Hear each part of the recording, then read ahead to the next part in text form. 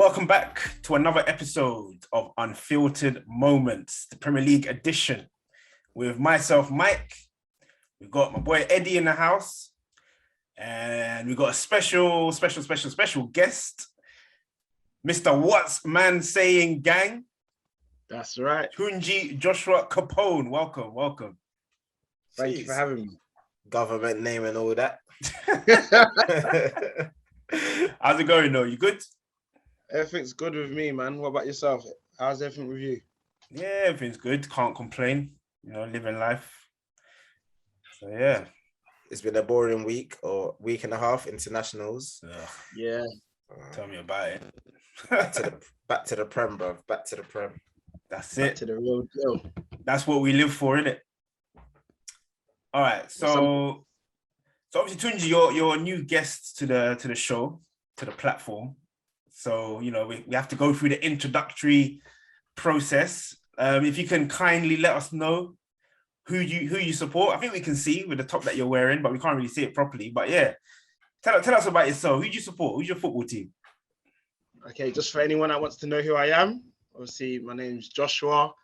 Most of my people call me Joshua. Some people call me Tunji, but obviously that's real close people. I support Liverpool. As you may be able to see my top. You can see Never Walk Alone. I'm wearing the top that we won the actual Premier League, which was like 2 years ago. I've supported them all my life, to be honest with you. And that's it. Just been with them, the highs, the lows, the ups and downs. And yeah, I can't complain. Nice. I must say, I think you're the first. I think you was the first African Liverpool supporter I ever met. Other Liverpool supporters were Caribbean. Black Liverpool supporters were Caribbean. It's true. No, real talk. It's true. Like, you're the first. Yeah. So, what made you support Liverpool? Like, why Liverpool? Do you know what? This question gets asked all the time. It's so funny. And then literally, as I'm telling them, people have the same reaction. So when I was younger, obviously, my favorite color is red. So I just thought anything that I like or want or supported was going to be red. People are like, why wasn't it Arsenal? Especially as you live in London. But Arsenal, as you're wearing, it's wearing red and white. Liverpool was completely all red. So I just fell in love with Liverpool. When it came to Formula One, I supported Ferrari because it's just red. So literally, it just dawned on me, and that was it. And then obviously, I had family members that supported Man United. My uncle, he tried to take me to Old Trafford when I was younger, and I was not even having a bar of it. Just weren't having it.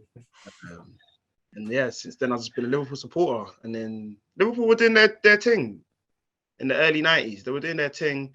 Obviously, we had the John Barnes, Stan Collymore, Matt Manaman.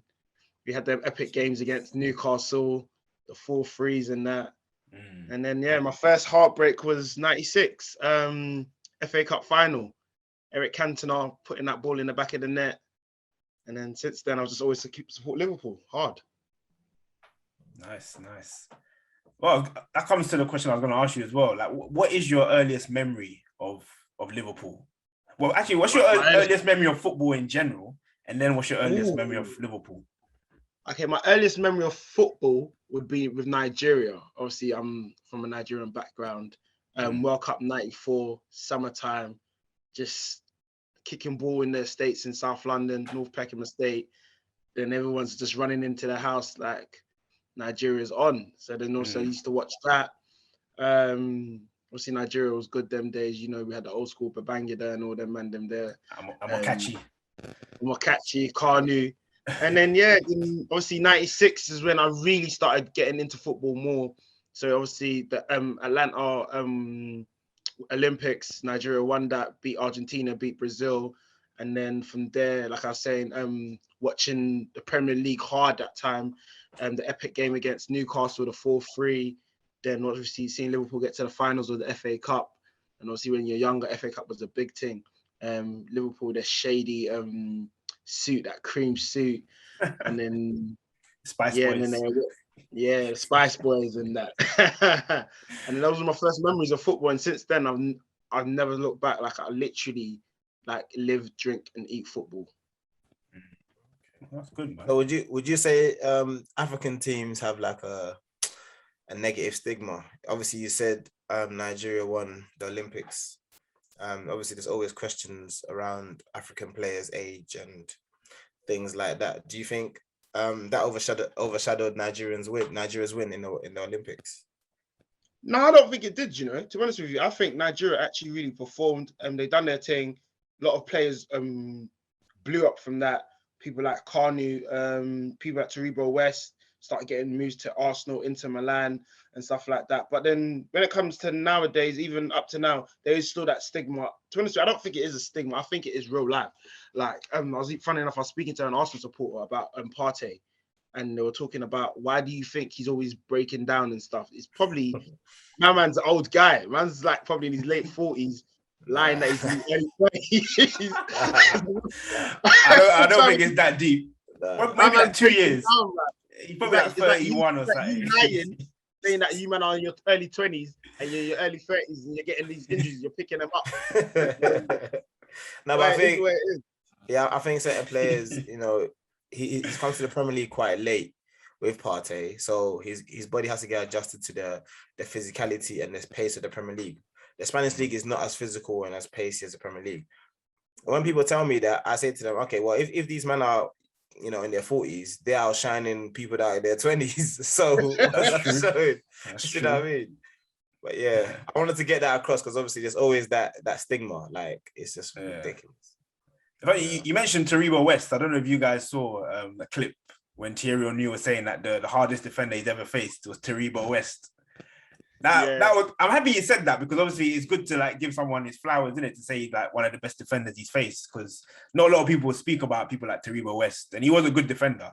You know, I wouldn't say he was the greatest defender, but he was good. So it was good. It was good for him to say that. You know, put him on the map.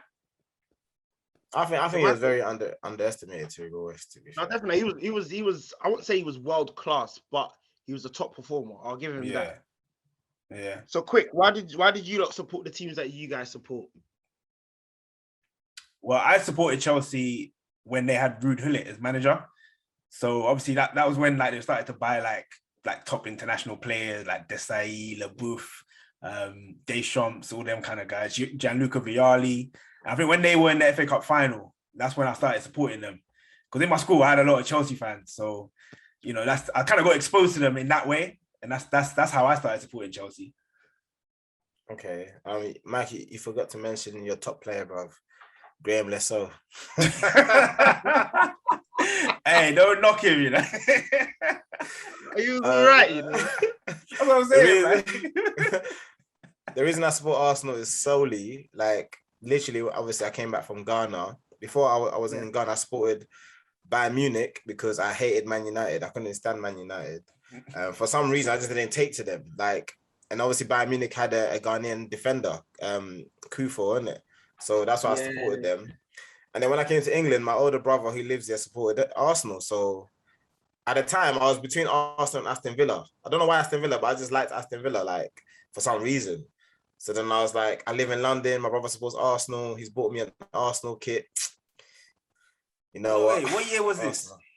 1999, late 1999, 2000. You know why? Maybe because I think Aston Villa won the League Cup around them times. So maybe like their name was like getting thrown about. No, but also, I think at that time, Aston Villa was actually playing decent football. And I think they had David Ginola, if I'm mistaken. They had I can't remember what year he was there. But yeah, I think he did. Yeah, it was the 2000s. Yeah, I think Dion Dublin, David Ginola, I think it was the end of his career and stuff. Yeah. So that's, I mean, and obviously France was close to my heart because obviously there's a lot of African players that played for France, World Cup 98 and all of that. So it was just, but then my brother just tipped it for me. And then obviously I fell in love with Thierry Henry, Vieira. And one of my favorite players for Arsenal that people never really mention is Ray Parlour, man. That guy, the Romford Pele. That guy was a consistent performer still. So yeah, he's another player that I liked. Nice. So Tunji, who's your all-time favorite Liverpool player? Oh, mad question. Michael Owen. Most people say Steven Gerrard and stuff like that, but for me, do you know what it is? I can't say there's a direct football player that is overall. There's that different eras that I've always liked players. So in the beginning, mine was obviously Stan Collymore. I liked his attitude. I loved the way he used to score goals. then it had to be Robbie Fowler. Like Robbie Fowler, fastest hat trick, just rude, audacious with a little sticker on his nose, scoring goals. Then the new generation was Michael Owen. Then obviously he was a pagan, moving to Real Madrid.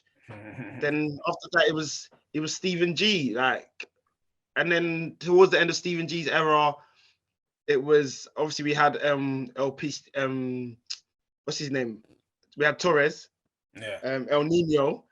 Then we had El Pistiero, and that was my guy. I ain't gonna lie to you. Luis Suarez. El Pistiero. When they were talking about him being racist, and I was like, nah, he ain't racist because I'm Luis Suarez, bro. And I'm black. So you defended him, yeah? I was defending him. I mean, we got Evra coming on the show, you know, so... Let Evra come, bro. That's my guy as well, man. That's my guy. But do you know what it is? Like, sometimes, like, it happens. I don't feel he might have said it, what he said, to be honest with you. I don't think he meant it in a racist way. Like, I think it's a cultural thing. I just think it's a normal thing because there's like, let's be real. Obviously, this is about football. We're not going to get into politics and ethics and background. But there's times when you get them, you know, them white van drivers, or even yourself, like the people are like, you little B cunt, you little white. Like you say the person's obviously color, but you don't really mean it. But then when you think back on what you're saying, it's like, why have you said that? Like, why did you need to specify where they're from? So obviously, it was a big derby. And then he must have probably just said, "Raw, you nigger," innit? And obviously, my man's like, what? Who are you talking to? But then it got peaked for him. I mean, the same thing goes. The same thing goes for Chelsea, innit? John Terry, like, come on. Yeah, I know. So funny about that. I was actually watching a documentary yesterday, and it was so funny how it was literally the same season, same year, but nothing happened to JT with that one. It was like, we're gonna do investigation. But Suarez one, what investigation? There was no evidence. You didn't get no audio saying what happened, but yet he got a ban for 8 matches. 10 games, isn't it? Is it 8? Was it? It was 8 games. It was 8 games. But I think the John Terry incident, I think that's more on the line of what you're saying, like on a normal thing. Obviously, but you shouldn't say it. You can't say them things. But I think Luis Suarez's one was more like cultural. I think it's just one of them things where he's not aware of the culture. Because one, he probably said it in his language. That's why, like, straight away they kind of banned him. Do you know what I mean? Whereas maybe if someone says in English, then they think, okay, let's investigate. But if they're investigating, what other language would he have said it in? Spanish. But I'm saying because like it's kind of like he say, she say. They probably just thought, you know what, let's just throw the book at him because we don't even know what he said. You know, it's better to just like throw the book at him because he's foreign. But because he's an English player, they're thinking, Suarez, we can't go hard. Suarez was a hated player for many reasons. I think that's why they made an example out of him. And don't forget as well, I think the word that he said in translation in Spanish, it means black. So, you know, there was that bit of grey area. No, but then you can't ban him then because obviously John Terry clearly knew what he was saying. Like John Terry lived in England and understands what that thing he said meant to a black person. And that's what I was saying. Obviously, like what Tunji was saying, like Terry said it on a normal thing, and that's why he kind of like didn't get as much of a what do you call it as a punishment that Suarez got. That's even worse. It is worse. I think it is worse. He's just defending John Terry because he's Chelsea. No. We all know Chelsea. We all know about Chelsea. Everyone knows about Chelsea. Yeah. We all know. That's why I'm always surprised when I see black Chelsea supporters. But then look what happened to Cavani as well. Cavani called that guy Negrito on Instagram, and he got a ban as well. Yeah, but that word means black in their language. That's a cultural thing. That's what it's a cultural thing. So yeah, but John Terry, it's not a cultural thing. John Terry's saying he's saying the same thing. We all know what black is in different languages, but it's just something that you say because you're talking about the person, and the person is that color. But you don't really mean, you're not trying to be racist, but it's just the thing you say. To be honest with you. Yeah, but let's move on from this topic, man. That's not the main topic. It was a good discussion, though. It was a good discussion. All right, Tunji, tell me, what is your all-time favorite football player? Ooh. You know, asking some real questions I'm not even ready for. You know, all-time football player. It's got to be Egon Biscan. It has to be. Has to be. Man can play any position. Oh my gosh, this guy's making me laugh. Egon Biscan. obviously Messi's up there. Like let's like we have to be honest. Like Messi, like if you really deep and watch Messi's games, like some of the things he does is just rude. It's audacious. But is he your all-time favorite player? We know he's one of the best. We know this, but who is your all-time favorite player? If it's Messi, it's Messi. But you know, I'm gonna lie to you. I'm gonna lie. It's gonna be Messi.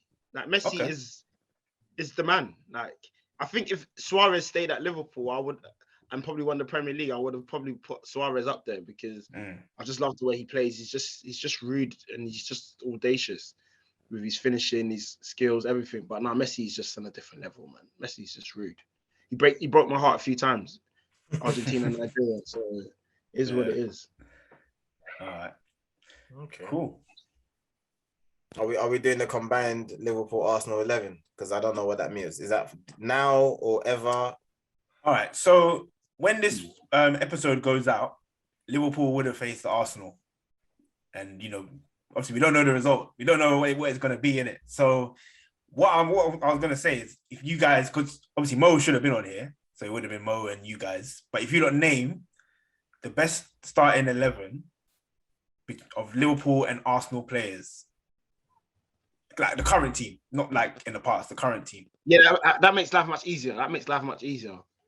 So, so obviously you don't have to like agree like who you think is a better right back, better left back, centre back out of the current Arsenal players. Real talk, this should be really easy, but I'm doing it with one of the world's most controversial guys. This guy is. I'm telling you. No. You know what? You will argue that bread and butter is not basic food. What formation? That is like Michelin food. Like this guy is mad. This guy is actually mad. What formation are we going for? 4-4-2 or are we going 4-3-3? Both teams play 4-3-3. Yeah, so 4-3-3. Yeah. Okay, I'll agree. Alisson and goal. Start with the goalkeeper. Yeah. Alisson. Yeah, cool. Okay. Alisson. Let's go right back. You're gonna go Trent, yeah?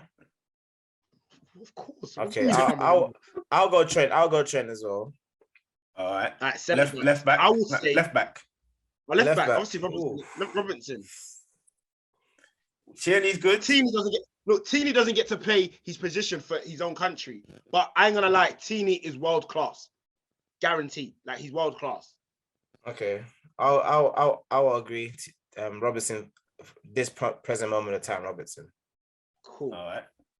Then I would say left centre back. I'll say Van Dijk and Gabriel. Gabriel, yeah, I agree with you. Van Dijk and Gabriel. You don't agree on something. Nah, hold on. Now the three in the middle. The three in the middle. The three in the middle is gonna be peak. Obviously, Fabinho needs to be there. Normal. Top DM.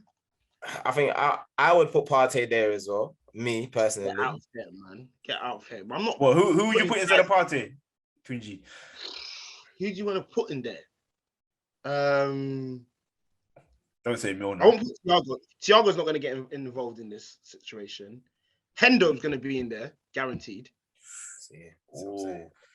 Okay, all right. Well, it can be Emil Smith-Rowe as well can be there. All right. So let's going back to Partey and Henderson. So obviously, Eddie, you make a case for Partey. You can't compare them. Let's be honest. So you think Partey is much better than Henderson? Yes. Stop this foolishness, please. Wow. What? Because he's from your hometown in Accra. No. Oh, come on. Tell me why he's better. Quickly, just tell me quick things. Fam, he's a better athlete. He's a better player on the ball. Yeah, his passing range is crazy. Man can drive, bro. Henderson, don't get me wrong. He's in probably the best team Liverpool's ever had in the last 20 years.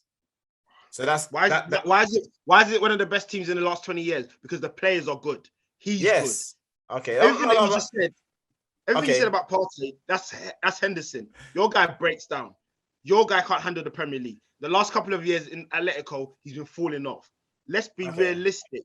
Okay. Henderson has got a constant injury. He's got an Achilles injury, hence why he can't play a full season. But yet he keeps on improving every year. When we lost the title to Man City a couple seasons ago, he actually started watching KDB's performance and saw that he was moving more to the right to get them balls in. What has Henderson done in the last 2 years? Move to the right, getting them balls in. Henderson's played centre back Henderson's played DM. Henderson's played number 8. Let's move on. All right. So we're not gonna agree on that one then. No, we're gonna agree. He knows what time it is. Hendo in midfield with Smith Rowe. We'll put Partey/Henderson then. No, we're not gonna do that. Don't disrespect Hendo like that, man. Don't disrespect Hendo like that. He's a Premier League winner. He's a Champions League winner. All right. So okay. So Fabinho the DM. Wait. He said what he said. Me personally, yeah. Personally, because man knows it from Accra. Okay. Majority of football guys will pick Partey over Henderson. They won't. For the sheer reason, Partey is in a fragile Arsenal team, but he's bossing it. If you put Partey in the Liverpool midfield, imagine what he would do. And this is what you got to look at. Oh, okay, he ain't gonna play. Let's move on. So who's that one? Smith Rowe, you said, didn't it? Yeah, I agree with that. Young Smith Rowe and that. Them little young London youths. On the wings. On the wings. Front three. Salah. We already know what the front three is. No, we don't. don't you dare put Firmino in the team. Don't be silly. Eddie, don't be silly. Firmino. Let me get Salah, Mane, and what, Aubameyang? Don't be silly. Aubameyang ain't getting Obama who? Obama what, bro? He's done. He's done out here. He's so done. He's scored more goals every season than your number 9. I don't care, but that's not his job. My number 9's job to make Salah and them man perform. So Eddie, you're saying Aubameyang? I'm saying Salah. I'll give Mane from. Stop being rude and saying you give him. No, because. You know he's going to score. Let him finish, man. Let me finish. No, because he's being disrespectful. No, I'm not, because I said we're talking about this season, right? Yeah. Mane's one of the end of the players. Okay. He's been quietly doing his thing still this season. Quietly. How many goals Mane's got this season? Mane's got Premier League. In the Premier League, 4 or 5. In the Premier League, he's got like 6. Because Salah's on 8. He's got 6. Okay, so Salah, Mane, Aubameyang. That's my front three. Nah, I'm not even having a Aubameyang then. You're saying Firmino? Firmino, 100%. 100%. That's cool. Okay. That's you, innit? Right. That's cool. Come on, like we got one. You're playing a DM. You're playing a DM up front. I don't understand that. Like I would never understand that. Firmino, DM. Yeah. I wish he was fit. I wish he was fit to disgrace you. You know, I'm scared of Jota, you know. I wish Firmino was playing. Jota's a dangerous striker, bro. No, he is. He's a good adversary for being in that top 3. But let's be realistic. That top 3 is world class. They're known all over the world for causing danger and damage. But I can't lie. Your team disrespect Origi too much. I don't think Origi has got the opportunity. I wouldn't say we disrespect him, but he's just not of the level of these man them. Like he's good enough. He's not been given a chance. I know. But then, like, let's be realistic. Jota's coming, and Jota's on a different level to Origi. That's the level that Origi needs to get to Jota's level to start fighting in. Like he's not on that level yet. That's the levels that we're at. Like that's the thing about Liverpool. We are not on that mediocrity thing anymore, where we can get little players. Like you lot are still jumping on in Nketiah and stuff like that. Them man are good, but they're not top team. They're not quality. Is it because Origi can't? Can he play anywhere along the front line, or can he only play up top? No, he can play anywhere. He can play anywhere. Okay. I just don't think. Usually plays on the right wing, but I think his best position is centre forward. Yeah. But he needs to improve on that position. He needs to know how to run in behind or hold up the ball and do the link up thing. But when he plays, he does well though. He does well. Klopp said it in the summer that teams are disrespecting Origi by not trying to buy him this season. They bought other strikers and they didn't want to buy Origi. They're being disrespectful. He even said it. But he's being disrespectful not playing. They were common. But last year, drop a midfielder. And put Firmino behind him if he really wants to play Firmino. Put Firmino DM, bro. Yeah. That's what I'm saying, bro. All your midfielders are injury prone, or they're not. Some of them are not performing. Like in terms of like goals, assists. Firmino can't play midfield. But he has. No, but what he does is a midfielder's job. I would play Fabinho, Henderson, and then Firmino, Salah, Mane, and then either Origi and Jota up top. He'll go missing in the game. He'll go missing.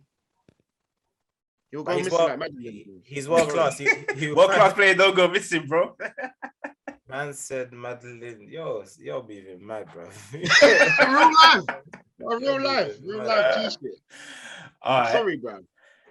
All right, so That's that's quite interesting. So obviously the only one that you lot disagreed on was Partey, Henderson, and Aubameyang and Firmino. Okay, Yeah. cool. And Tierney, but I said I'll give him Robertson for now. Oh, okay. For now. There is not a disagreement. You know what time it is. You just know what time it is. Let's be real. You know what time it is. Bro, Tierney's not a joke, bro. That's what I'm saying. No, that one is close. That one was close. I ain't gonna lie to you. That one's close. That one is, I think they're both fairly similar. I'll probably have Tierney. Nah. I think going forward, Robertson is better right now going forward because his end product is a bit better to me personally.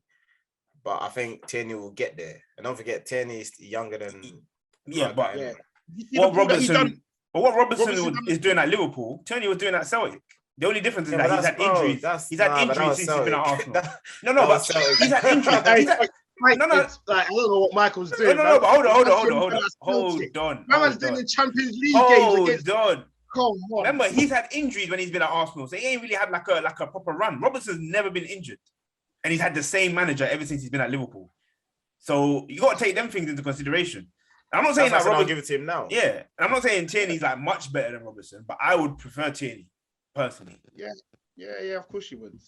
So yeah, Chelsea won everyone. Oh my days! All right, cool. That was funny. All right, let's move on then. All right, so obviously we know that this week has been International Week. Boring, boo. But if you guys were in charge of FIFA and they came to you and said, okay, we need to revamp this international calendar, what would you lot do to revamp it? Like, how would you improve it so it's a bit more engaging? Because obviously we know that Arsene Wenger's looking into changing the whole calendar. I just want to know what you guys think. Big up Wenger for bringing Lauren into the FIFA job as well. You got Lauren a job in that. You get me? My daddy, man. What's his role? Yeah. I see it today. I see the news today. He got him a job in FIFA. What's his role? I don't care, bro. He wears a FIFA. He might just got him a job, bro. That's what I'm saying. By FIFA. Nice. If I was FIFA, I swear to God, I will stop all this international friendly nonsense. Every game is going to be a competitive game. You're playing for points. I'll arrange it to the point where only the top tier teams play each other, and then at the end of, let's say, that little mini league, they will then play, I don't know, like, the lesser teams who finish top. So top 5 v top 5 of the lesser teams, and then from there you play a World Cup or Euros. That's it. All this what's that new thing that they done for Portugal to win? Nations League. Yeah, done all that, bro. I hear where they're coming from. Obviously, remember they need to make money as well. But I always try to think with two hats, corporate and personal, of the love of football. I would say less friendlies. However, I would say they need to do. You see what they've done with like UEFA, where they've done like there's like 3 tiers: the Champions League, Europa League, and this new jaga that they've made. I would also, I would say they should do that for internationals. Because there's always this dispute, obviously, with the Mandem, we always talk about England playing dead teams. But when other nations play dead teams, no one talks about those players or those countries. I think the top teams should play each other all the time. And those are the teams that go through. Make it like a league kind of thing where, because I think Europe gets like a certain amount. Let's say they get 10 teams to go into the World Cup. So I think they should have a system where, say, 7 teams from the top ones, they play a league, and the top 7 teams go through to the World Cup. Then in the middle, where Wales, Scotland, and some other teams, 2 of them, and then 1 dead European like San Marino. At least they have a chance of getting to the World Cup. And then that's a bit more broader. So any teams that plays those top countries has a better chance. And then obviously, I think the other nations should do the same. So, what I was saying before was, as I was saying, so the top European teams should be in a group where 7 of them should go through, and then maybe like the Wales, Scotland, the middle teams, they should have 2 people to go through, and then like the dead European countries, maybe one of them go through, like San Marino or Faroe Islands and stuff like that, get to go to the World Cup. So at least everyone gets a chance. Plus, I believe that African nations definitely need more nations, playing in the World Cup, because we've only got 5. We've got the biggest continent. We've only got 5. Like, that don't make no sense. Makes no sense. They're gonna try and say that they're not developed or their country. Yeah. Come on, that's years ago. There are a lot of African countries that are balling now. We've got Zambia, got players up here in the world. We've got Kenya. Like East Africa are trying to do bits now. I ain't gonna lie. And a lot of them are playing in the top leagues as well. In the top leagues as well, doing their stuff. And more of these country people. So there's a lot of Congolese as well, a lot of Ivory Coast, either in Europe or in England as well, where they're actually going to play for their home nations again. So there's going to be that more opportunity where they're going to have quality players playing. Like even now, Zaha, I'm hearing Zaha can't even get in the Cote d'Ivoire team. That's mad. Like, how's Zaha not even getting into the team? So he's even moaning and sulking. So I think there should definitely be. So that's what I will do in FIFA. I'm going to, obviously, because I'm African, so I'm going to make sure that African countries get more recognition. So we can finally get one winning the World Cup. Obviously, I've got love for my North Africans as well, but we need one of the West African countries, preferably Nigeria, so the Ghana, Nigeria madness can end. Because at the moment, you man are winning because you man gone further than us. All right. No, you make some good points still.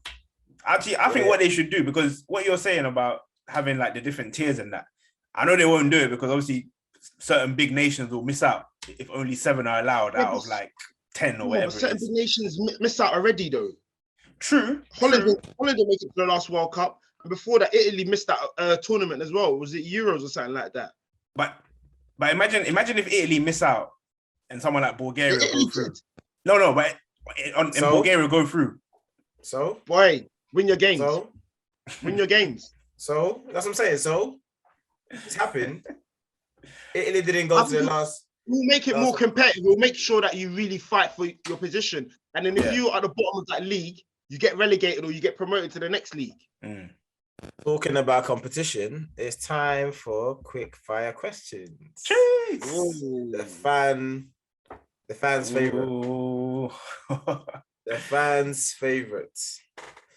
Who is going to get it this week? Nana's not here, thank God, because Nana's like some robot, bro. I've seen it in the past ones. This guy is on job. He's on a job team. All right, Mike, do you want to kick it off? All right, cool. I'll come to you first, Eddie. As always. All right. Can you name the last Arsenal player to win a PFA award and what year? A PFA award? PFA Players Player of the Year award. So it can't be Football Writers Player of the Year. It has to be PFA. Not the writers, PFA. So the last Arsenal player, and what year did they win it? Why are you gonna tell this? Okay, Thierry Henry, 2004, 2004 season. Is that your final answer? Yeah. Okay, Tunji, I'm gonna throw it to you. See if you know. I think it's Robin Van Persie. Just before he left to go to Man United. The year of that. What year was that? Hold on. I can give you the year if you want. Give me the year. What year was that? 2011, 2012 season. Yeah, so I'll go with that. VP 2011, 2012 season. All right. So that's you lot's final answers, yeah? Yeah. Tunji, you all right? Come Robin on. Van Persie. What, you want PFA Player of the Year? He did, yeah. And you're right. The year that you said, Eddie, you're right. 2012. Yeah. So it would have been the end of 2011, 2012 season. Yeah. So, yeah. What? I thought it was Henry the last one. Remember, he scored 30 goals in that season. And we didn't win nothing, so why would it matter? We didn't win nothing. All right. Tunji, I've got 2 questions for you.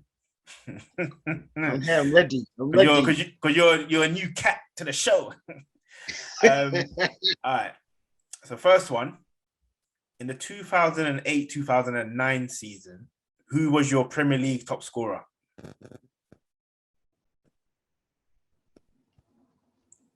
Bonus point if you can tell me how many goals. Premier League top goal scorer. Premier League top goal scorer. It's either Steven Gerrard or El Nino. I'm thinking who scored more. It was El Nino. It was El Nino. Fernando Final Torres. answer? Sorry. Final answer. Fernando Torres. Yeah. He scored. I think he scored 25 goals. Incorrect. Damn. It was Stevie D. I think I know who he is. Who is it? Is that count, no? Why are you laughing? Is that your final answer? Yeah. You're both incorrect. But what I will say though, Eddie, you was on the right track because he was one of their top scorers in one of their seasons. I think it was the season before. Who was it? So who was it? It was Steven Gerrard. Steven Gerrard. Okay. Yeah. Do you know why he beat Torres? Because he used to take the penalties. Was that Torres' first season or something? I think that was his second. That was the season he became second to Man United. We blew the title. We was leading and then we lost and then we got that 4-1 win at Old Trafford. Yeah, you're right. Trust me. Knowledge is immense. All right, cool. Let me ask you this one. This is your last question. In 2001, Liverpool won the League Cup, the FA Cup, and the UEFA Cup. You did the cup treble. Can you name who was your number one goalkeeper in that season? That's easy. Yeah, Westerville. Light work. Well done. That dead keeper, bro. Dead keepers are winning cups, winning medals.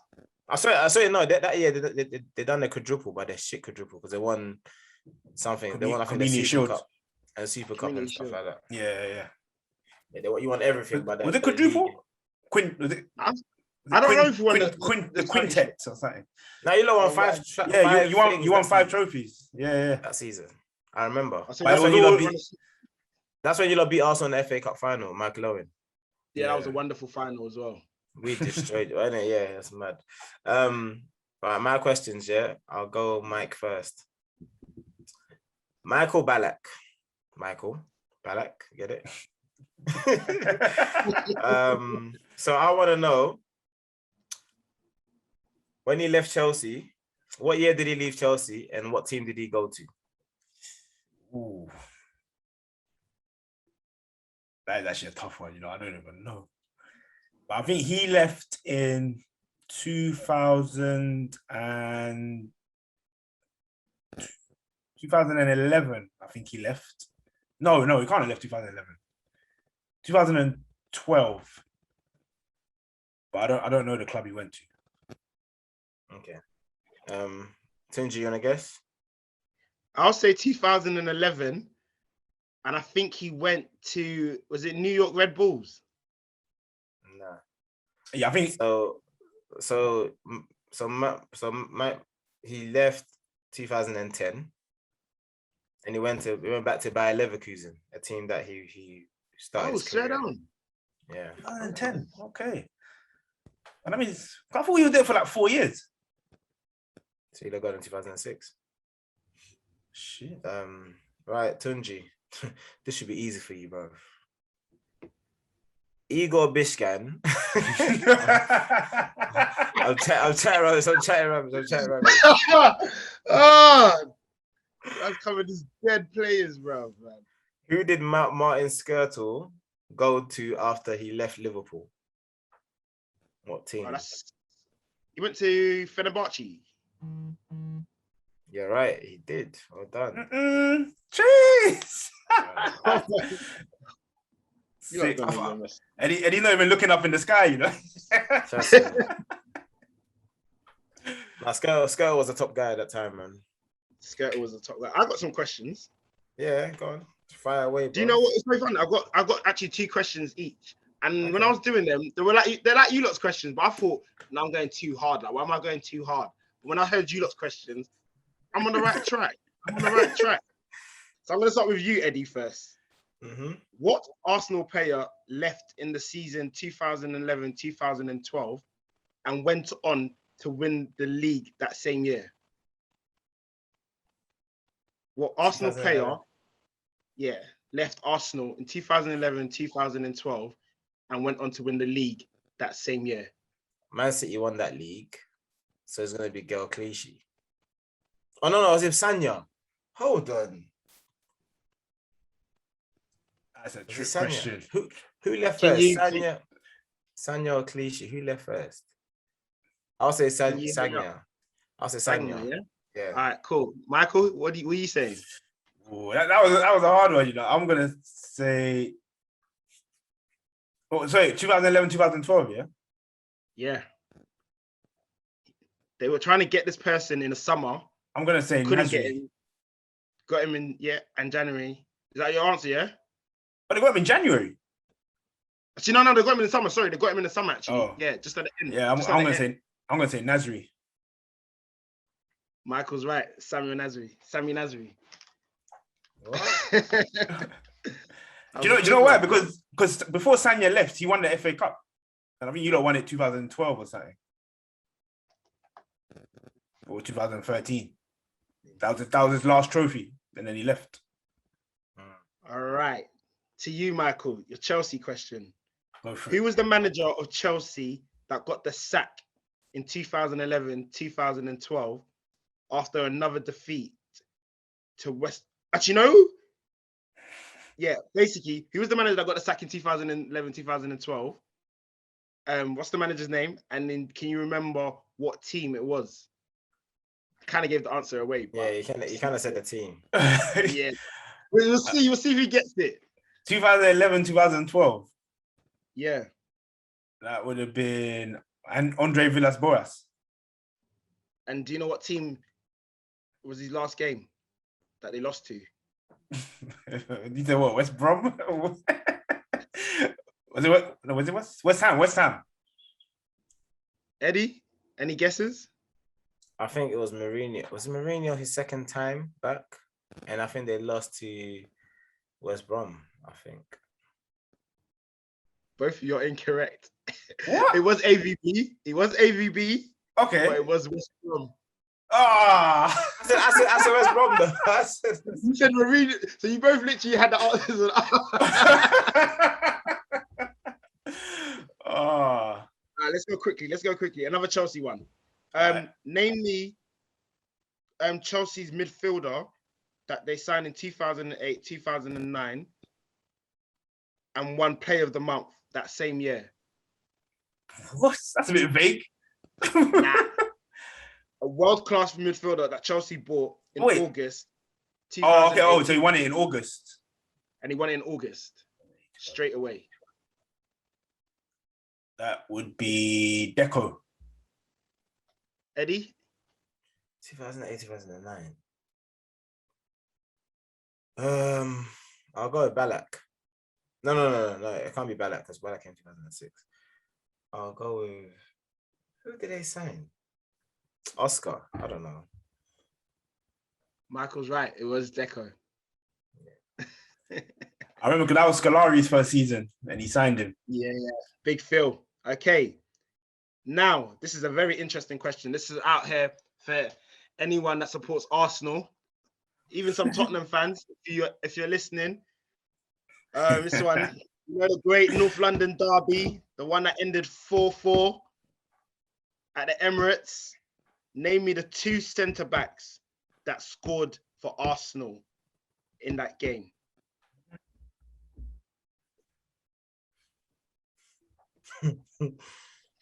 My man's just touching his eyelids and that. Ended 4-4. What year was this? 2008, 2009. At the Emirates. Arsenal was winning, I think, 3-1. And then the guys from the White Hart Lane came back. Oh. So was it Arsenal players you're talking about, or just the centre backs? Yeah, just I want the two Arsenal centre backs that scored that day. Oh God. That's easy. I made it easy. I told you. I want to say Gallas and whoever Gallas played with, which should have been either Senderos or Juru. Okay. Michael? Wait, did you give the year? Yeah, 08, 09. 08, 09, okay. Ooh.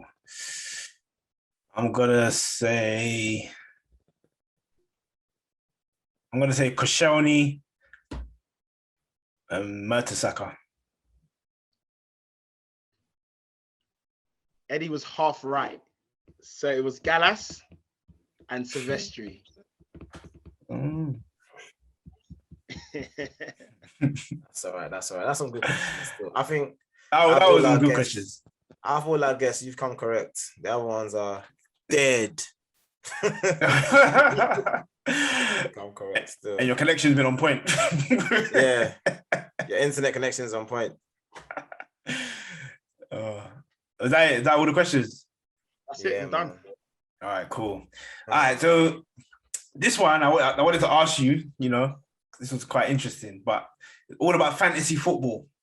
Before we get there, Mike, I wanted to ask Tunji a question. Okay, go so recently, I was watching, obviously the demolition of Man United by Liverpool. Yo. And then matches after that. And one of your legends, Michael Owen, kept on referring to Man United as his team. And I thought to myself, he's a pagan. Hey, you only played for Man United one season. He's a pagan. Don't worry about him. He's a pagan. So he got me thinking. So it got me thinking, like, is he a Liverpool legend? Like, is Liverpool his team? What's changed? Like, well, because he won the title with Man United in 2013, he's all of a sudden a Man United fan. I'm confused. To be honest with you, I don't care about Michael Owen anymore. Yeah, he done wonders for Liverpool. I idolized him when I was growing up, but once you don't do that. It's like a Rasta saying he eats pork now. It's like a Muslim eating drinking. It's haram. It don't work out here. Like, you don't support Man United regardless. Him even going to play for Man United shouldn't have happened. So once you've done that, you're ready to suspect it. So you know what, he can do what he wants. I don't care. No one cares about. But a lot of people feel that way. Like, even like Newcastle fans, Stoke fans, like no one gives a damn about Michael Owen anymore, which is a shame. Do you know what it is? Michael Owen didn't really care about his record at league football. He only cared about his record at international. And that's why he's probably bred in Man United, because he probably won a league there and he scored in the Manchester derby.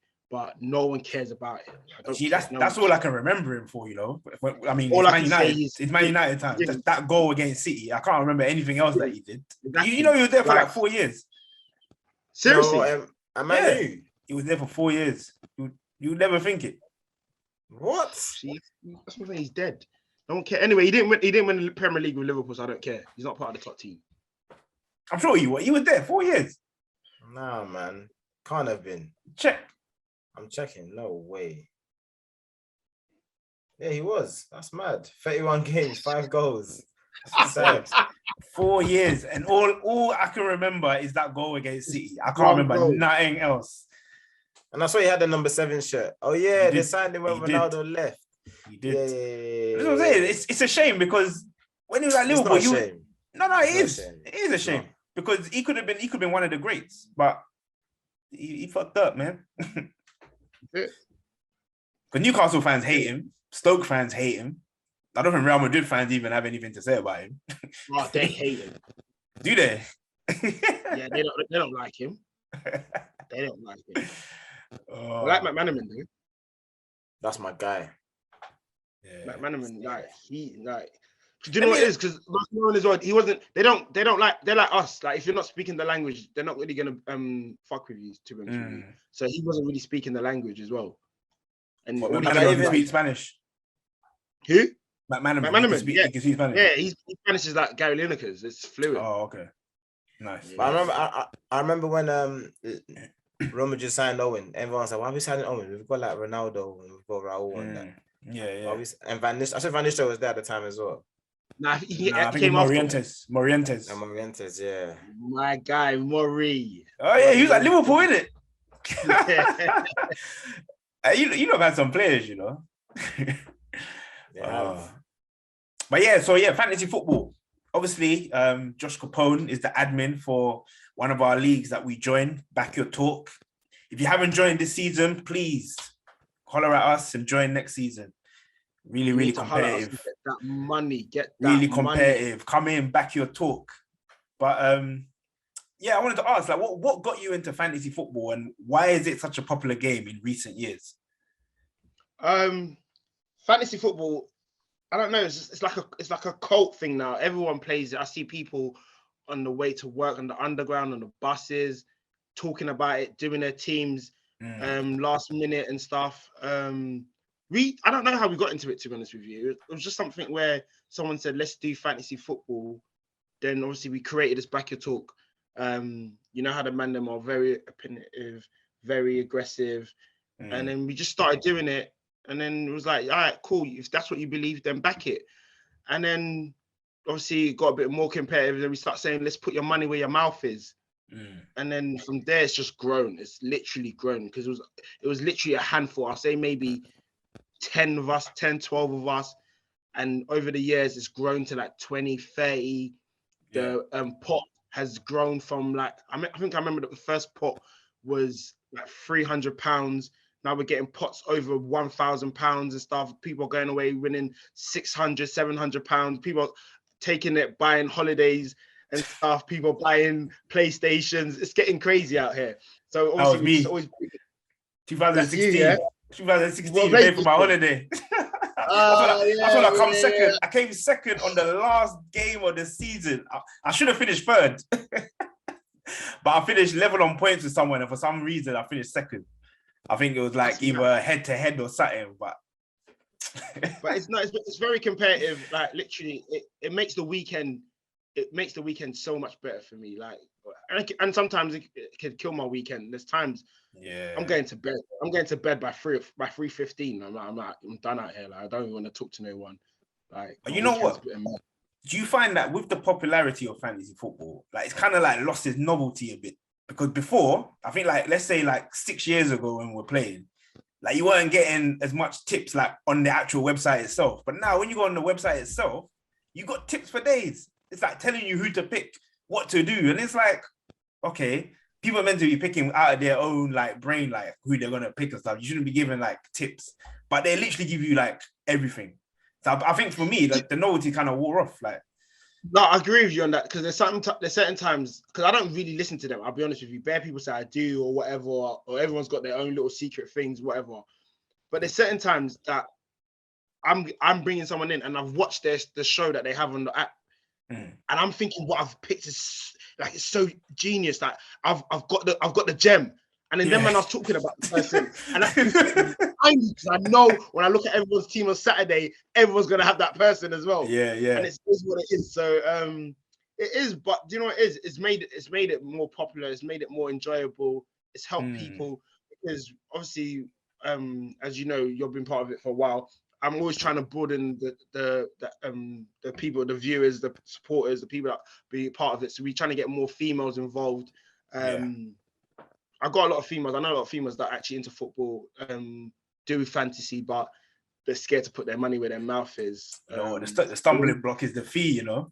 Because you know how many people I tell people, like, come and join. They hear £50, they're like, nah. No, yeah, but then even with the promo video, I try to, entice them by putting a lot of money on the desk. Try to show them, look, this is yours. Obviously it does get a lot of people, but some people, they don't have that confidence. So maybe we might have to start again with a small amount. But if you really deep it, like £50 for 9 months, break it down, do the math. Nothing. I'm not gonna do it for you. Like I'm not at work. I'm not an accountant right now. So let's just do the math. £50 over 9 months. You probably spend that on other silly things. It's like, true. And that's the thing. If you're watching football as well, like week in, week out, it makes sense. Because like a lot of the people that don't want to put the £50 in, they're probably still betting in William Hill or Ladbrokes or whatever. Like, do you know what I mean? And I think that's one of the reasons why we actually started doing the money thing, and it really helped, because I ain't gonna lie, I was doing betting and stuff, and I just thought, you know what, why am I wasting extra money? Let me just put a vast sum of money into Back Your Talk and then focus on that. Obviously, it didn't materialize for many years. There's times where people ridiculed me for coming bottom. But obviously, I got my redemption last season. I'm so angry I didn't come first, but you know, Yeah. went away with a good amount of money. Still. I see Eddie's doing well this season for once. Yeah, surprised Eddie's doing good. Eddie's in the top Not 10, you some know. ludicrous, some crazy stuff that he brings in. He's actually picking proper people.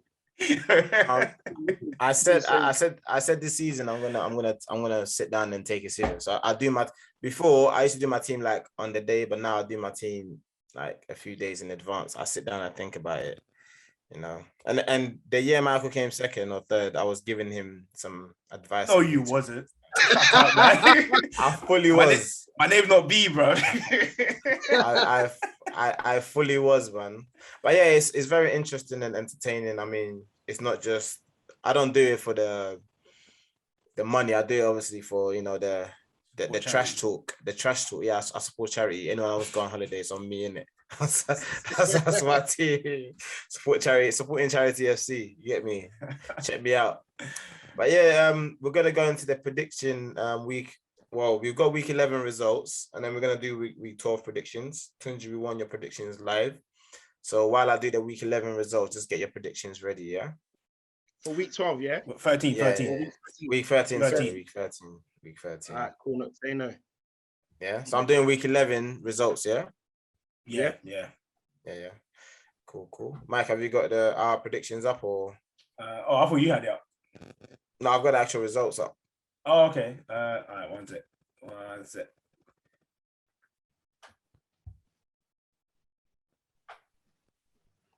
All right, go for it. So the first game of week 11 was Southampton versus Aston Villa. It was 1-0 to Southampton. Only Nana got that one right. Well, actually, no, he got the score wrong, but he said Southampton would win 2-1. Okay. And Man United, Man City, 2-0 Man City. I got it right. Yes. Lies, but cool. I always think I'm lying, you know. Brentford, Norwich, 2-1 Norwich. We all got it wrong. Chelsea, Burnley, 1-1. We all got it wrong. Crystal Palace, Wolves, 2-0. You said a 3-3 draw. Me and Nana said Palace win. Brighton, Newcastle, 1-1. We all got it wrong. Arsenal, Watford, 1-0. We all got the result right. But Yeah. score Everton, Spurs, 0-0. We all got it wrong. Jesus. Leeds, Leicester, 1-1. We all got it wrong. West Ham, Liverpool, 3-2. We all got it wrong. So So I'm the only one that got one right this week. Well done, Mike. That's the first time you got one right. Thank you. Done. What did I say for the West Ham Liverpool? You said 2-2. Oh, You were close. So Tunji, All right. you're doing week 13, yeah? Yeah. You got the fixtures in front of you, yeah? I've got the fixtures in front of me. All right, cool. Okay. So I've got Arsenal versus Newcastle. Early kickoff, 12:30. 2-0 to the Arsenal. Okay. Crystal Palace versus Aston Villa. Whew. Gonna be a tight game. 0-0. 0-0. Liverpool versus Southampton. 3-1 to Liverpool. Norwich versus Wolves.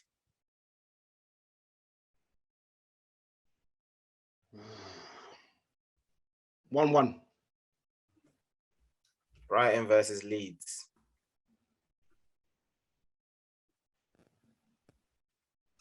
Ooh, this is hard, you know. Brighton. I think Brighton will win. Brighton will win 2-0. Brighton will win 2-0. Okay. Brentford versus Everton. 1-0 to Brentford. Oh, okay. This one, I think this one's going to be a mad game. Burnley versus Spurs. Do you know what? Because of fantasy, I want Spurs to win on a mad thing, but it's Burnley. You're going up to Burnley on a Sunday afternoon. It could be mad out there. You know what? Spurs are gonna win. Spurs are gonna win. 3-0 to the Spurs. Ooh, Harry Kane. Conte's in town. Leicester, Watford. Leicester's gonna win that. Big up my guy Dakar, representing Zambia and that Victoria Falls. They'll win two. I'll say that they'll win 3-0. 3-0. They'll win 3-0. JV and Dakar. Man City, West Ham.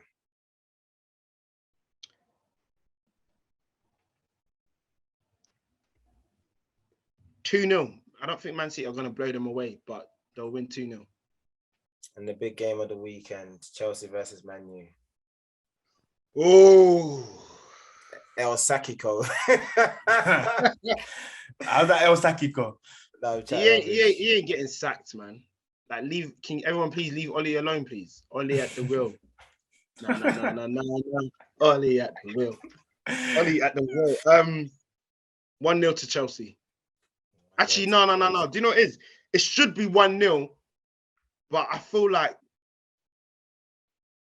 Chelsea might move mad on them.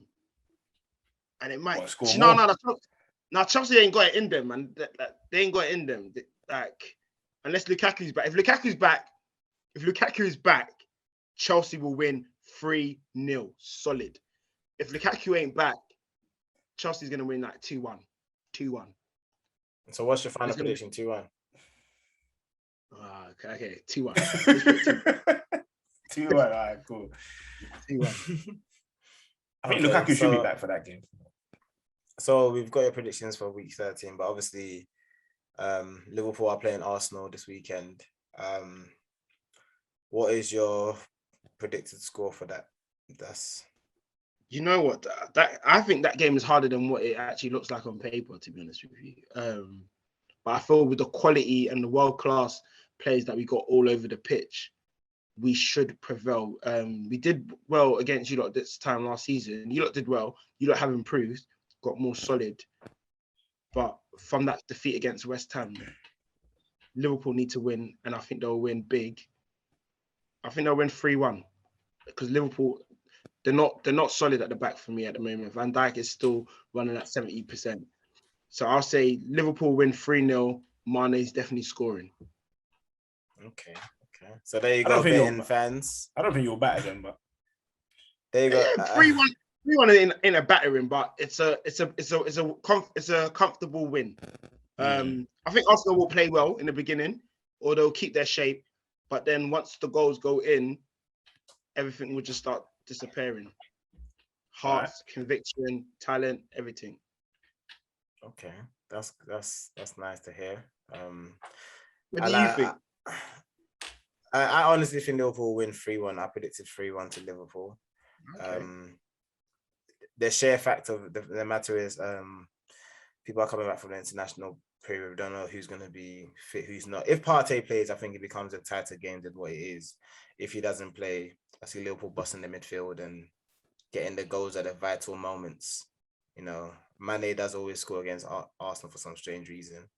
But Firmino's not there, so that's a positive on Liverpool's end, I believe.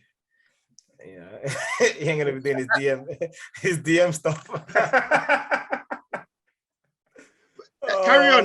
The funny thing is, Bobby scores against Arsenal at Emirates all the time nowadays.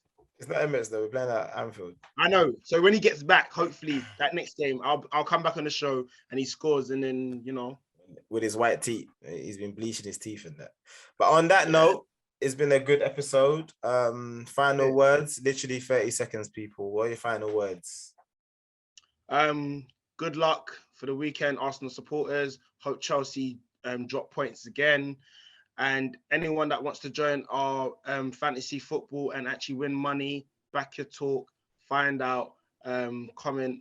Guys, also please like and subscribe on this channel as well, man. Support the cause. Mike? Nice one. Final word for me. Yep, definitely they need to increase the amount of African teams that enter the World Cup because 5 is not enough. They should increase that to about 8, if not more. 8, okay. Well, yeah, increasing the teams that come into the World Cup. So there's more African teams.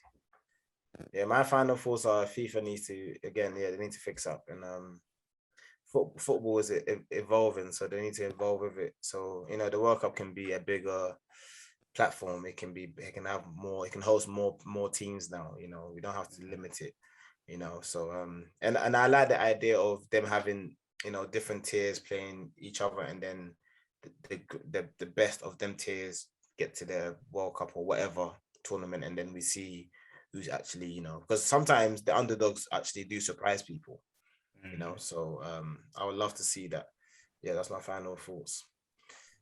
But yeah, I'd like to thank Tunji for joining us, aka Mr. What's Man Saying Gang. We'll have you again. What's Man Saying Gang?